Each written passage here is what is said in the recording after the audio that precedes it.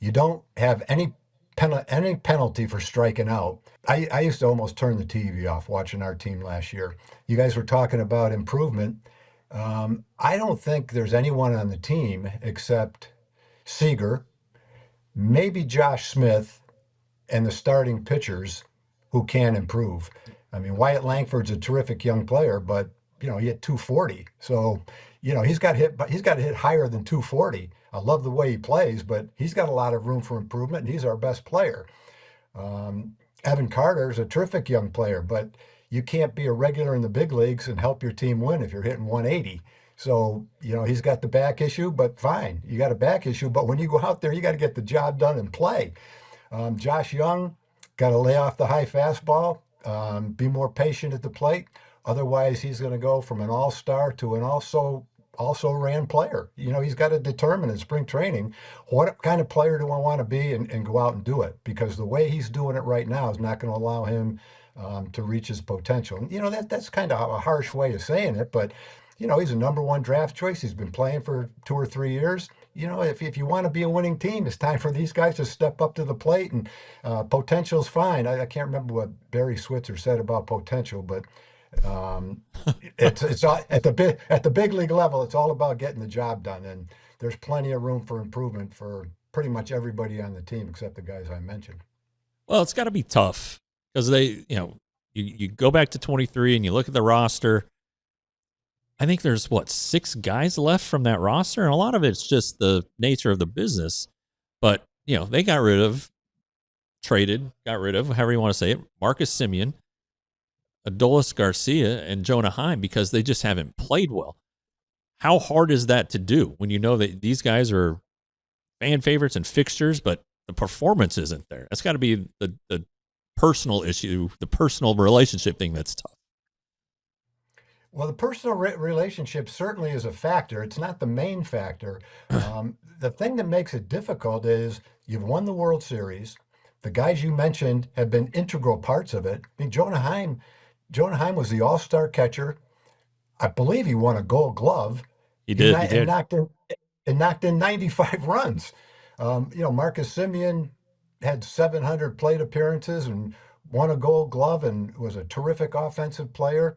Garcia Garcia built up so much equity with this team because of the big hits he got, the energy that he brought to the team, the joy he brought to the fans, that it's more than the personal relationship, it's what they mean to the team on and off the field. And if you don't have them, then the question is, who are you going to get to replace them? So I think the equity they built up means after one bad year like that, okay, fine. We remember what you did. We're going to bring you back again because we think that's the kind of player you can be. But after 2 years, when with Marcus, his OPS was something like if there's 150 players in the league offensively with a certain amount of at bats, it was like 147. He's one of the worst offensive players in the league for 2 years in a row. So, how much longer can you wait? Garcia, went from being the all-star player to a popular player. He played hard, but it just wasn't happening for him. And Jonah, I'm not sure what happened to Jonah. You could, I guess, look at his career and make a case that it was an outlier year, the year that he had that was so good, but it hasn't gone well the last couple of years. So, I think they waited as long as they could. They gave it every chance. They coached him the best they could. But after 2 years of that kind of performance, you wake up and you say, we got to make some changes. And so I love the trade for Simeon to get Brandon Nimmo. I don't know him personally, but I've listened to him be interviewed, the energy that he's got, the joy he plays the game. He's still a frontline player. So I love that trade. I think he's going to bring a lot. I think the fans are going to like him. The players are going to like him in the clubhouse. So as far as that goes, I think they made a good trade for Marcus Semien, in my opinion. Well, there were 7 guys who hit 300 in the last season, Tom. 7 in the major leagues who batted 300 or better. Wow. That's shocking. And you mentioned how Wyatt Langford hit 240, and yeah, he's great and he does all these things. But guys hitting their way on base is another part of this. How does a team get away from situational baseball? Moving a guy over, just getting the ball in play, a little single to right field instead of trying to find the gap? Is that an organizational mindset, or is that just today's player? That's a tough question. There's so many variables. You have to have a team that'll buy into it. You don't get paid for hitting a ground ball to second base with a man on second and nobody out. You don't get paid for a sacrifice bunt. The players not only can't bunt, they don't want to bunt anymore. Managers, I think, have just given in. Analytics say you shouldn't bunt. You don't see hit and runs. So you don't see a lot of those little things that maybe you saw a little bit more back then. You don't have any penalty for striking out. Um, I used to almost turn the TV off watching our team last year. You'd have a man on third base, less than two outs. You'd have an 0-2 count, and our hitter would swing as hard as he could. Right-handed hitter, head looking out toward third base, swing and miss, strike three, guy still at third base. Um, and I'm not going to go old school, new school, and that kind of stuff because when you're old and you talk that way, you just don't have any credibility. But there comes a time when you got a man on third base and less than two outs, and you're behind in the count, where you have to take your bat and figure out how to make the bat hit the ball and put it Yeah. in play without swinging from your ass to try to hit a home run. It used to drive me crazy. I wasn't very good at it myself, so I'm not saying do how I did it, but I tried, and people tried back then. I can remember Bill Buckner. I was living with Bobby Valentine, and Bill Buckner was one of his friends. And when we played the Dodgers, he stayed with us, and we got talking about hitting. And he said, "I can't stand to make the last out of a game, and I can't stand to strike out." And it was more of a pride thing back then. When you struck out, you came back, and I'm not going to say you were ashamed, but that's the kind of feeling you had. Nowadays, you strike out with a man on third base and one out, they don't even care. They just walk back to the bench, got the same look on their face, grab their iPad, start analyzing their swing, and say, "You know what, that was three good swings I took right there. That's just the way it goes." Instead of coming back and you maybe go up to a veteran hitter in the old days and they say, "Look, you got to shorten your swing, choke up a little bit, try to hit the ball back in the middle, back through the middle, but you got to make contact. You got to put the ball in play." And that's you just don't see very much of that. I can't even remember what your question was, John, but I kind of got Yeah. carried Oh, away on well, You're and fine. got You're so fine. I'm carried happy away on with it. that angle, but they got to be better hitters. right. Launch So, angle, but hitting the ball out of the ballpark, striking out 200 times, hitting 30 home runs, making $12 million. Fine. You feel good when you go to the bank, but at the end of the day, you got to start getting runners in from third base with less than two outs. It's ridiculous.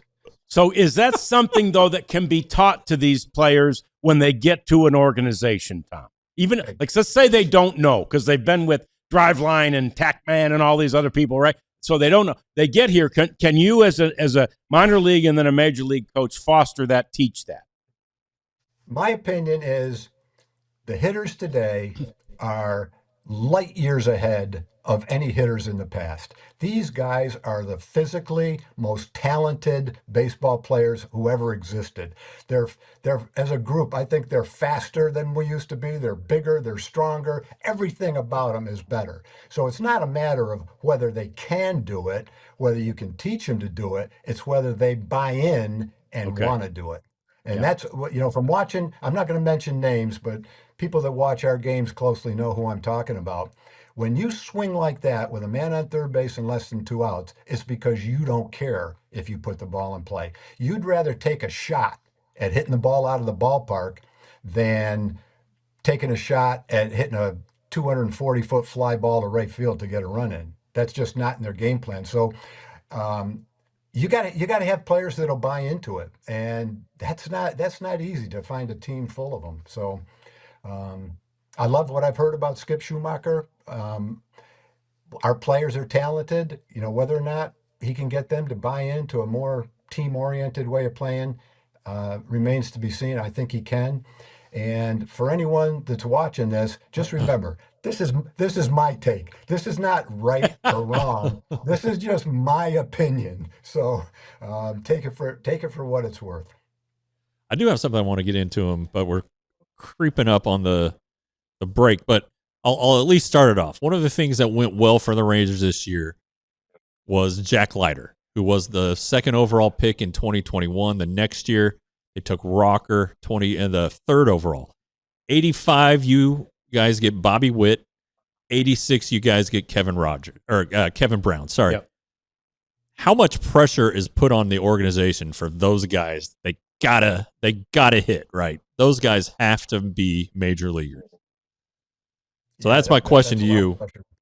Yeah, it's a long question, but Leiter and Rocker are very similar to Witt and Brown. Yeah, I think that's a good analogy. And all of them were very high draft choices. The one thing you learn over time is if you need two starters at the big league level, you better have, I'll make up a number, 10 to choose from in the minor leagues. Because if you need two and you've got two, you're going to be out of luck because it just doesn't happen every single time for this type of pitcher. So I looked at Jack Leiter this year, and there's a great deal of pressure on him. He struggled at the beginning, mechanical things. They took him off the mound and worked with him for a month or two without competitive pitching in a game. They did everything, and over time, it worked out. It worked out because he had pedigree, he had a dad that pitched, he had things to fall back on. He had immense talent, throwing 99 miles an hour as a starting pitcher. He had all the pitches, just wasn't quite working for him. But he never quit. He never gave up. He reminded me of Bobby Witt a lot. Bobby'd throw 175 pitches if you let him, and never give in an inch. And I'm sure Jack would do the same thing if they let him. So yeah, those are really good similarities. And you just have to trust your scout, hope that you've got the player development that can bring them along, and then watch and hope that it happens. And boy, with Jack, it did. Hasn't happened with Rocker yet.